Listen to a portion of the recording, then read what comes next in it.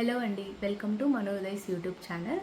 So ఈరోజు నేను మన ఛానల్లో బ్రెడ్ పుడింగ్ డెజర్ట్ ఎలా ప్రిపేర్ చేసుకోవాలో చూపిస్తాను.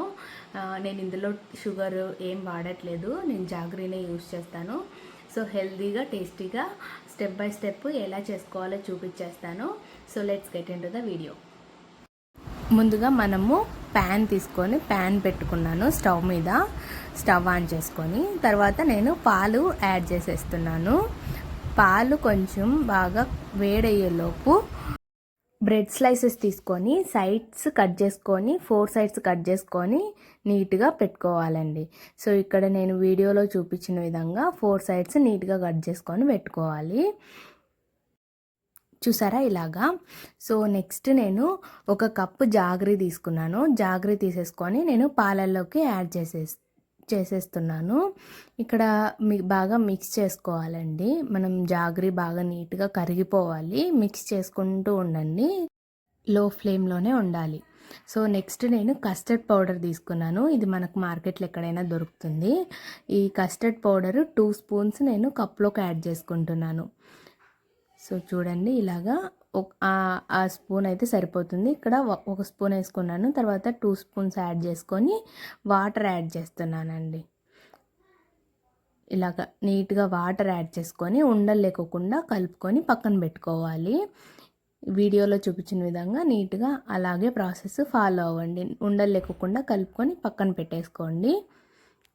సో నెక్స్ట్ నేను ప్యాన్ తీసుకున్నాను. ప్యాన్ పెట్టుకొని మనం ఏవైతే బ్రెడ్ స్లైసెస్ కట్ చేసుకున్నామో, సైడ్స్ కట్ చేసి పెట్టుకున్నామో వాటిని తీసుకొని లైట్గా రోస్ట్ చేసుకోండి. ఒకదాని తర్వాత ఒకటి నీట్గా మాడిపోకుండా రోస్ట్ చేసుకొని పెట్టుకోవాలి. ఇక్కడ చూడండి, మీరు చూస్తే మీకే అర్థమవుతుంది.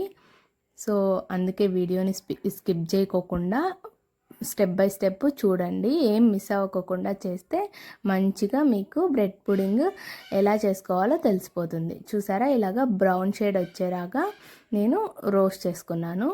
తర్వాత నేను ఒక మిక్సీ జార్ తీసుకొని మనం సైడ్స్ కట్ చేసుకున్నాం కదా, అవి నేను మిక్సీలోకి యాడ్ చేసుకుంటున్నానండి. మిక్సీలోకి యాడ్ చేసుకొని ఫైన్ పౌడర్ ప్రిపేర్ చేసుకోవాలి. చూసారా ఇలాగా పౌడర్ ప్రిపేర్ చేసుకొని నేను ఒక బౌల్లోకి యాడ్ చేసేసుకుంటున్నాను.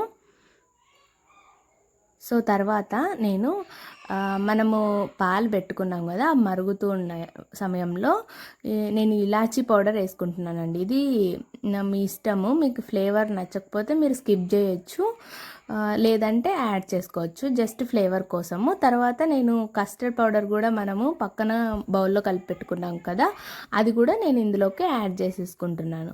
సో కస్టర్డ్ పౌడర్ యాడ్ చేసిన తర్వాత మనము ఇలాగా తిప్పుకుంటూ ఉండాలండి. సో అది కొంచెం కన్సిస్టెన్సీ థిక్ అయిపోతుంది మిల్క్. సో అలాగా తిప్పుకుంటూ ఉండాలి. సో నేను వీడియోలో చూపించిన విధంగా కన్సిస్టెన్సీ అలాగా వచ్చే వరకు నీట్గా తిప్పుకుంటూ ఉండలు కట్టుకోకుండా ఉండాలండి. తర్వాత మనము స్టవ్ ఆఫ్ చేసేసుకొని మనము చల్లారబెట్టుకోండి. ఒక ఫ్యాన్ కింద ఒక 5 to 10 minutes చల్లారబెట్టుకోండి. ఈలోపు మనము ప్యాన్ పెట్టుకొని స్టవ్ ఆన్ చేసుకొని ప్యాన్ పెట్టేసుకోండి. ప్యాన్ కొద్దిగా వేడయిన తర్వాత మనము డ్రై ఫ్రూట్స్ మన దగ్గర ఏవైతే ఉన్నాయో అవి కొద్దిగా వేయించుకుందాము. సో నేను నా దగ్గర బాదం వేసాను, అండ్ కాజు వేసాను, తర్వాత సన్ఫ్లవర్ సీడ్స్ వేసాను, అండ్ పంప్కిన్ సీడ్స్ 2 వేసేసాను. 2 వేసేసుకొని మంచిగా వాటిని వేయించుకోవాలి. లో ఫ్లేమ్లో పెట్టుకొని వేయించుకోండి, ఎందుకంటే ఇవి తొందరగా మాడిపోతాయి. సో చూసుకొని మీరు లో ఫ్లేమ్లో పెట్టేసుకొని నీట్గా వేయించేసుకోండి, మాడకోకుండా. సో నేను ఇక్కడ చూపిస్తున్నాను కదా, ఇలాగా ఫాలో అయిపోండి.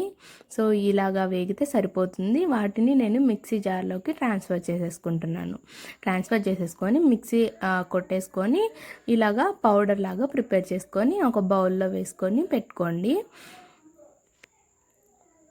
చూసారా నీట్గా అలాగా పౌడర్ ప్రిపేర్ అంటే బరకగా ఉంటేనే బాగుంటుంది. సో ఇప్పుడు నేను ఒక ట్రే తీసుకున్నాను, వైట్ ట్రే తీసుకున్నాను. తర్వాత మనము ప్రిపేర్ చేసుకున్న మిల్క్, తర్వాత మనం బ్రెడ్స్ సైడ్స్ మిక్సీ కొట్టుకొని పెట్టుకున్న బ్రెడ్ పౌడరు, తర్వాత డ్రై ఫ్రూట్ పౌడరు అవన్నీ మన దగ్గర పెట్టుకోండి. సో ఇప్పుడు నేను ఒక లేయర్ మనం రోస్ట్ చేసిన బ్రెడ్ని యాడ్ చేసేసాను ట్రేలోకి. యాడ్ చేసిన తర్వాత మనం మిల్క్ ప్రిపేర్ చేసుకున్నాం కదా, చల్లారిపోయి ఉంటుంది పాటికి. సో ఆ మిల్క్ని నేను ఇందులోకి ట్రేలోకి యాడ్ చేసేస్తున్నాను. సో నీట్గా వీడియోలో చూపించిన విధంగా యాడ్ చేసేసుకోండి. యాడ్ చేసేసుకొని తర్వాత ఇంకొక లేయర్ అప్లై చేసుకోండి. సో అవి మునగాలన్నమాట. ఫస్ట్ మనం ఏ లేయర్ పెట్టాం కదా బ్రెడ్స్, రోస్ట్ చేసుకున్న బ్రెడ్స్, అవి మునిగే వరకు వేయండి. మునిగిన తర్వాత సేమ్ అదే లేయర్ మీద ఇంకొక లేయర్ యాడ్ చేసుకొని మళ్ళీ సేమ్ రిపీట్ చేయాలి స్టెప్స్. మళ్ళీ మనం మిల్క్ యాడ్ చేసుకోవాలి. ఇలాగ నీట్గా ఒక దాని తర్వాత ఒకటి నీట్గా యాడ్ చేసేసుకోండి. సో ఈ సెకండ్ లేయర్ కూడా మునగాలన్నమాట నీట్గా.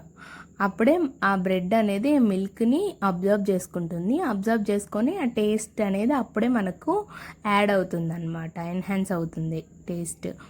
సో తర్వాత నేను ఏం చేస్తున్నానంటే బ్రెడ్ పౌడర్ మనము మిక్సీ కొట్టుకున్నాం కదా సైడ్స్ కట్ చేసుకొని, సో వాటిని ఆ పౌడర్ని నేను ఇందులోకి యాడ్ చేస్తున్నాను. సో నీట్గా నిదానంగా మొత్తం కవర్ అయ్యేలాగా దాని తర్వాత ఒకటి నీట్గా స్ప్రెడ్ చేసేసుకోండి. స్ప్రెడ్ చేసేసుకున్న తర్వాత నేను డ్రై ఫ్రూట్స్ పౌడర్ కూడా ఇందులో యాడ్ చేసేస్తాను. చూడండి ఇలాగా స్ప్రెడ్ చేసుకున్న తర్వాత డ్రై ఫ్రూట్స్ పౌడర్ ఉంటుంది కదా, అది కూడా మనం నీట్గా ఇందులోకి యాడ్ చేసేసుకోవాలి. పైన లేయర్ మంచిగా కవర్ అవ్వాలన్నమాట. సో ఇలాగ కవర్ అయితే ఇలా ఉంటుంది. సో ఇందులో నేను దీన్ని ఒక ట్రేకి ఆ లిడ్ అనేది క్లోజ్ చేసేసుకొని క్యాప్ నేను డీప్ ఫ్రిడ్జ్లో పెట్టేసుకుంటున్నాను. సో మనం డీప్ ఫ్రిడ్జ్లో ఒక 1 hour 2 hours పెట్టుకుంటే చాలా కొద్దిగా గట్టిగా అవుతుంది. అప్పుడు మనము తీసేసుకొని ఎంజాయ్ చేసేయచ్చు మనం డెజర్ట్ని. సో నేను ఆఫ్టర్ 2 hours తర్వాత నేను ఓపెన్ చేస్తున్నాను. సో చూసారా మనకి లేయర్స్ ఎంత బాగా కనిపిస్తున్నాయో. కింద బ్రెడ్ లేయర్, తర్వాత powder and dry fruits layer చాలా బాగా కనిపిస్తుంది. సో ఇప్పుడు చూడండి ఇలాగ ఎంత బాగుందో. ఇది మనం షుగర్ లేకుండా చేసాం కాబట్టి చాలా అంటే చాలా టేస్టీగా ఉంటుందండి. పిల్లలకు కూడా మనం ఈజీగా ఇచ్చేసేయచ్చు. సో మరిన్ని డెలిషియస్ ఫుడ్ ఐటమ్స్ కోసం మన ఛానల్ని సబ్స్క్రైబ్ చేసుకోవడం మాత్రం మర్చిపోకండి. Thanks for watching.